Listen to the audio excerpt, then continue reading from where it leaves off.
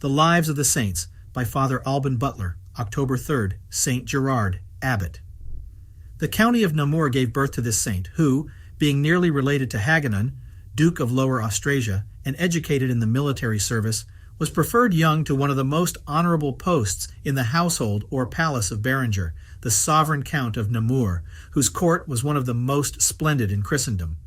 An engaging sweetness of temper and a strong inclination to piety and devotion gained him from the cradle the esteem and affection of everyone, and his courtesy and universal beneficence gave the greatest charms to virtue, and made it shine forth by his whole conduct in the most amiable light.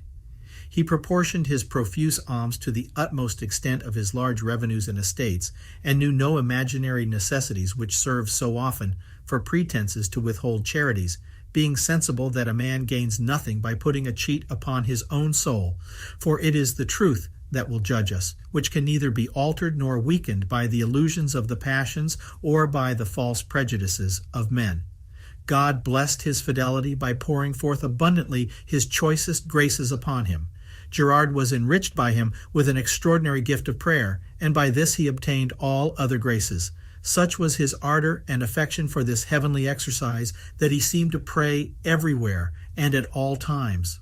One day, as he returned from hunting, in which diversion he had accompanied his sovereign, while the rest went to take some refreshment, he privately stole into a retired chapel at Borane, which was part of his own estate, and remained there a long time in devout prayer. He found so much interior sweetness in that heavenly exercise that he rose from it with extreme regret, and said to himself, "How happy are they who have no other employment but to praise the Lord night and day, to live always in his sweet presence, and to consecrate their hearts to him without interruption." To procure this happiness for others, and this incessant tribute and honor to the supreme majesty of God, he founded in that place several canonries and prebends, and built there a fair church in 918. The Earl, his sovereign, who from the experience which he had of his prudence and virtue, placed in him an entire confidence, sent him to the court of France, open and important commission. At Paris, leaving his attendants in the city, he retired to the Abbey of Saint Denis, where he was exceedingly edified with the fervor and solitude of the holy monks, and earnestly desired to dedicate himself to God in that place. For the execution of this design, the consent of his sovereign was necessary, which, upon his return to Namur, he extorted from him, though with great difficulty. His uncle Stephen being Bishop of Tongres, he went thither to receive his blessing and advice, and having settled his temporal affairs, went back with great joy to St. Denis's of make the sacrifice of himself at the foot of God's altar. During his novitiate, he spared no mortification and self-denials, that he might begin more perfectly to die to himself, without which condition our virtues themselves are often false or imperfect, being tainted with self-love. For in the most holy functions, men often seek to please themselves rather than God, and gratify some subtle, inordinate passion. When we seem to propose no other aim but God's glory, the deceitfulness of self-love is even more dangerous because less capable of discovery. So long as this principle of self-love resides and is cherished in the heart, it prompts us to conceive a secret opinion of our labors and to seek an unwarranted delight in our endeavors. This shows itself by our want of perfect humility and meekness, both towards others and towards ourselves, by a secret fretfulness, sourness, or discouragements into which we sometimes fall. This source must be cut off, otherwise it will easily creep into and debase the purity of our affections and intention in our religious exercises themselves, and will be an insuperable bar to our progress in divine love and in the perfect union of our affections to God in holy prayer. Gerard, after his religious profession, labored every day with greater fervor to carry on all Christian virtues to their noblest heights, and especially those of humility, meekness, penance, obedience, and devout prayer, the main helps by which divine charity is to be made daily more pure and perfect in a soul. Gerard began his studies from the first elements, and went through them with incredible patience and assiduity. 5 years after his profession, he received priestly orders, though his humility was not to be overcome in this promotion without great difficulty. When he had lived 10 years with great fervor in this monastery, in 931, he was sent by his abbot to found an abbey upon his estate at Borane, 3 leagues from Namur.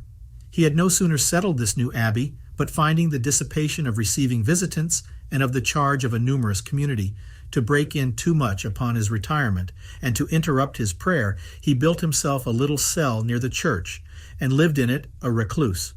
God, some time after, called him again to the active life for the greater advancement of his glory, and Gerard was obliged to take upon him the reformation of the regular canons at St. Gilhain, 6 miles from Mons, in which house he established the Holy Order of St. Benedict, of which he became one of the greatest ornaments and propagators.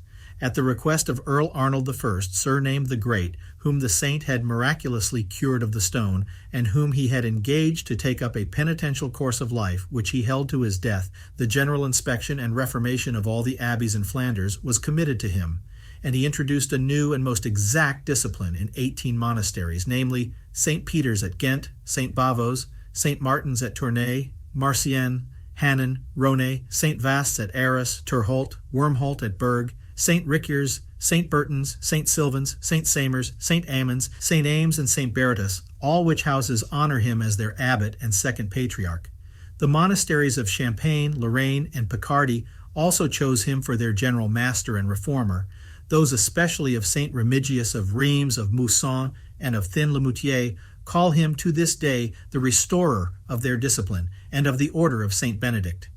No fatigues made the saint abate anything of his ordinary austerities, nor did his employs seem to interrupt the continual, sweet communication of his soul with God.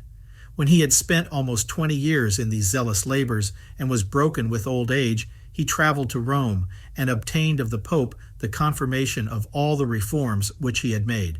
After his return, he made a general visitation of all the monasteries that were under his direction, which when he had finished, he shut himself up in his cell to prepare his soul by the most fervent exercises of the pure love of God to go to receive the recompense of his labors, to which he was called on the 3rd of October in 959.